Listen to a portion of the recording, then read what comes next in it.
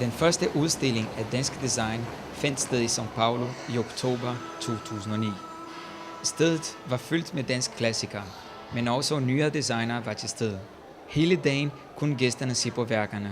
Jakob Wagner og Komplotbrødrene, som havde deres værker på udstillingen, holdt foredrag om deres karriere.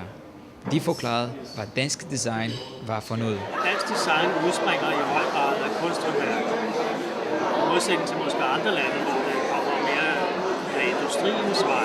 Vi har jo ikke rigtig nogen industri i Danmark, der har fremelsket design. Der findes noget, der hedder skandinavisk design. Og det er ikke stil, det er filosofi, det er holdning, det er selvkritik. Det er en meget selektiv måde at lave design. Altså være essentielt, både på det visuelle, på det idémæssige. Altså jeg har det sammenhængende begreb for mig, det hedder naturlig integritet i tingene. Og det handler om det jeg lige nævnte med essentiel formgivning, om et virkelig forbedret produkt. Og det synes jeg langt hen ad vejen danske produkter står for.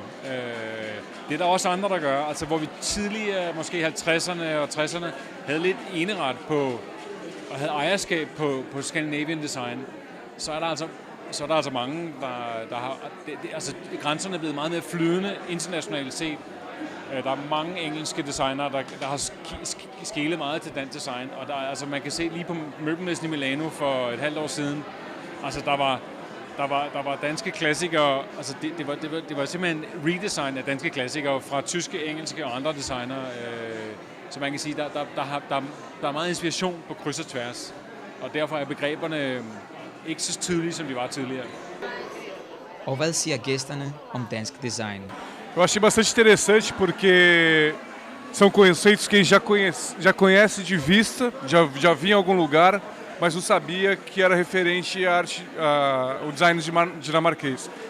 E é uma exposição bem inspiradora porque você não vê um padrão, você vê coisas diferentes em cada peça. Não é uma coisa única.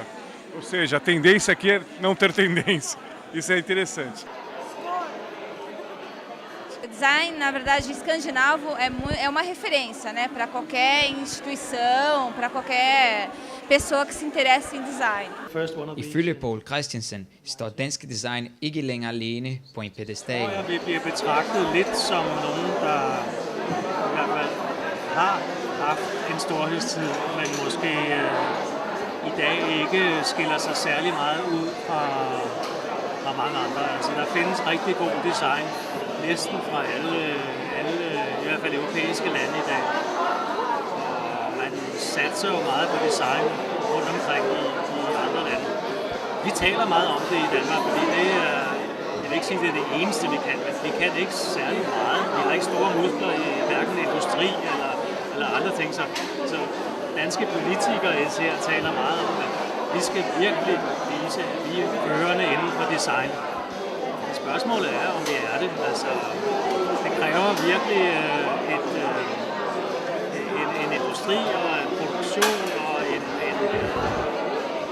et miljø, som ligesom understøtter det der design. Design er ikke noget, der bare kommer ud af den blå luft.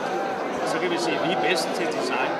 Nej, det hænger sammen med hele den måde, designprocessen bliver udført på.